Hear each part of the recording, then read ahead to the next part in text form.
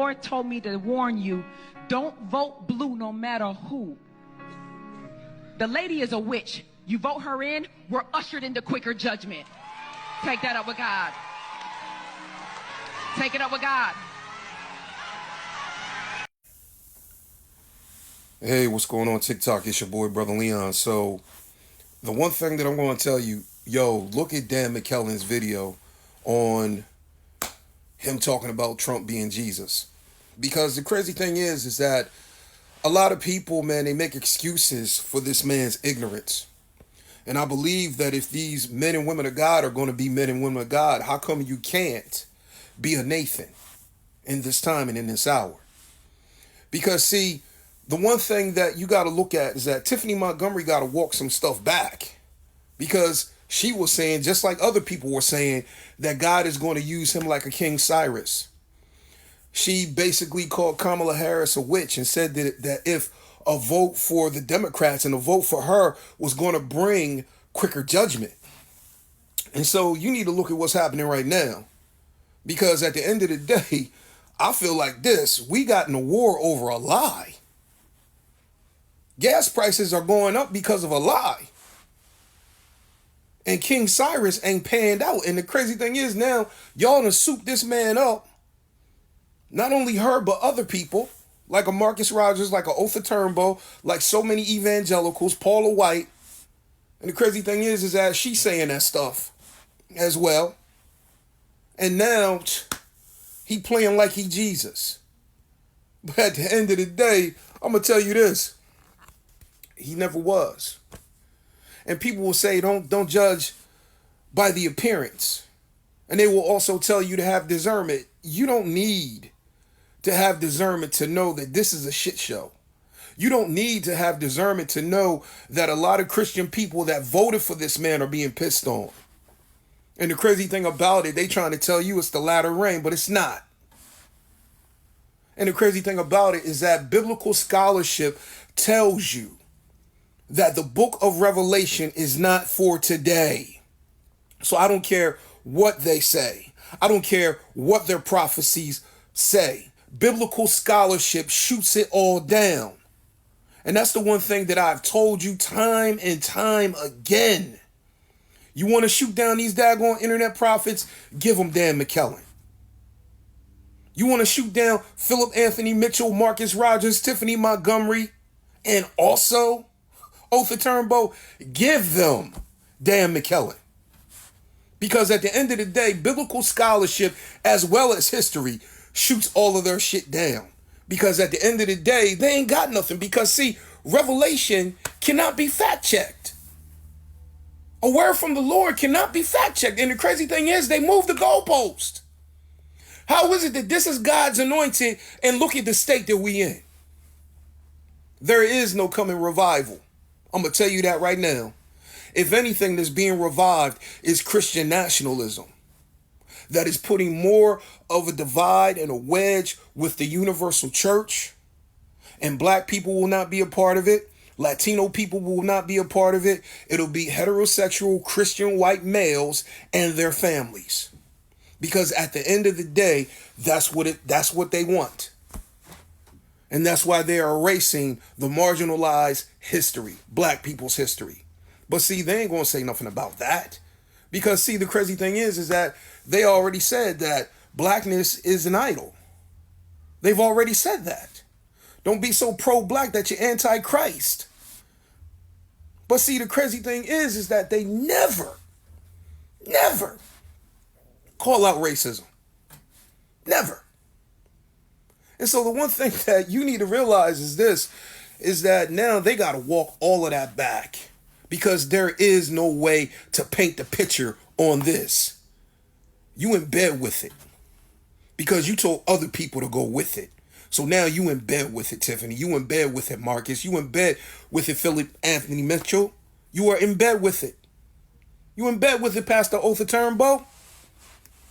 So now you in bed with it. What you going to do with it? Because see, the crazy thing is that if God is supposed to show you the whole picture, why didn't you see this as a prophet? I'm serious, because see, Why didn't you see it? Everybody was saying up and down, yo, this is going to bring in revival. The death of Charlie Kirk is going to bring in revival. It brought out a revival of vengeance.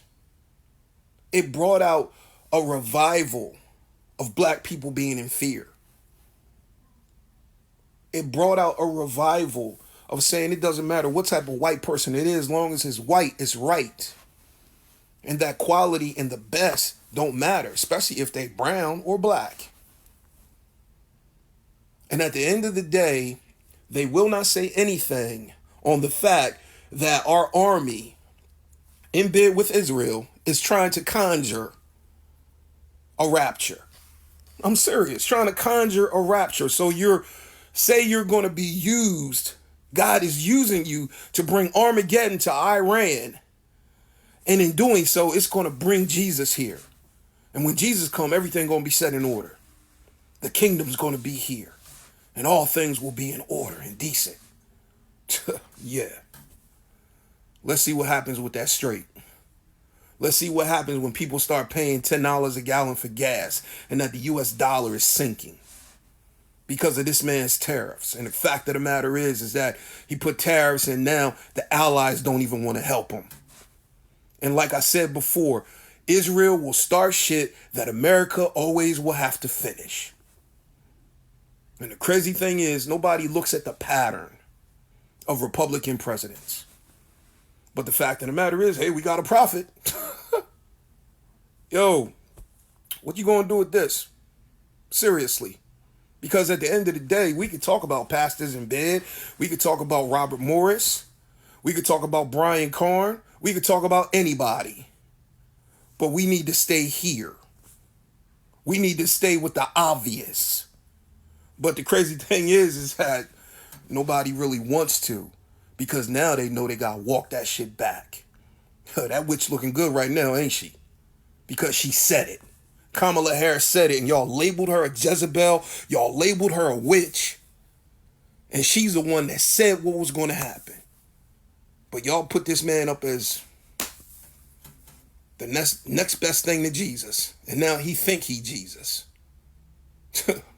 I'm telling you, the crazy thing is that at the end of the day, it's the sons and the daughters of the people that voted for him, that voted against their own interests, are going to be the ones sacrificed.